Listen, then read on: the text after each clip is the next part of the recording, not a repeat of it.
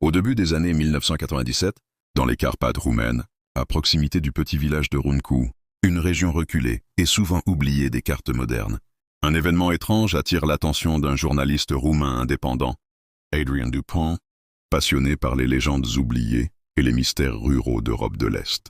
Adrian avait déjà exploré plusieurs villages transylvaniens à la recherche d'histoires anciennes transmises oralement. Mais ce qu'il découvrit à Runcu allait bouleverser sa vie. Tout avait commencé par un simple témoignage.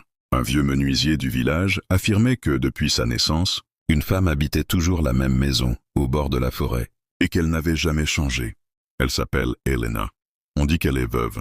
Mais moi, je l'ai vue en 1947. Elle avait l'air d'avoir 30 ans. Aujourd'hui, j'ai 84 ans, et elle a toujours 30 ans. Intrigué mais sceptique, Adrian s'installe au village pour enquêter. Il prend des photos, interviewe les anciens, consulte les archives locales. Rapidement, un détail attire son attention.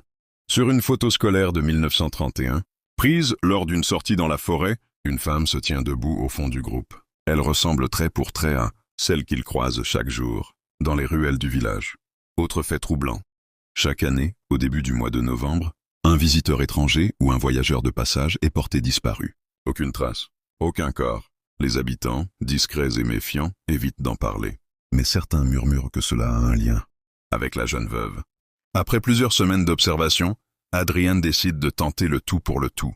Il se présente chez Elena sous prétexte d'un projet sur les traditions rurales. Contre toute attente, elle accepte de le recevoir. La maison est figée dans une autre époque. Meubles anciens, lampes à huile, livres poussiéreux. Et surtout, une grande horloge murale, arrêtée depuis longtemps à 03h33. Pendant qu'elle lui sert une tisane d'herbe, Adrian remarque un tableau ancien accroché près de la cheminée. Une peinture de style classique signée 1861. Sur la toile, une jeune femme au regard froid. C'est elle, exactement. Même visage, même expression. Adrian est troublé, mais il garde son calme. Il lui pose des questions simples sur sa jeunesse. Elena reste vague, mais sourit à chaque fois qu'il insiste.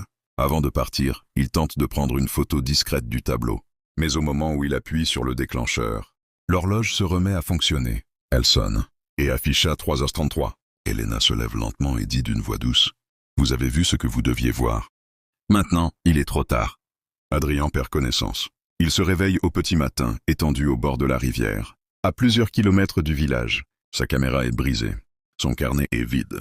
Mais dans ses poches, il trouve une photo en noir et blanc, le tableau d'Elena. Quand il se regarde dans l'eau, son visage est fripé, ses cheveux blancs. Quelques jours plus tard, un villageois trouve son enregistreur audio abandonné. Sur la bande, une seule phrase est audible. Elle est immortelle. Mais à quel point ?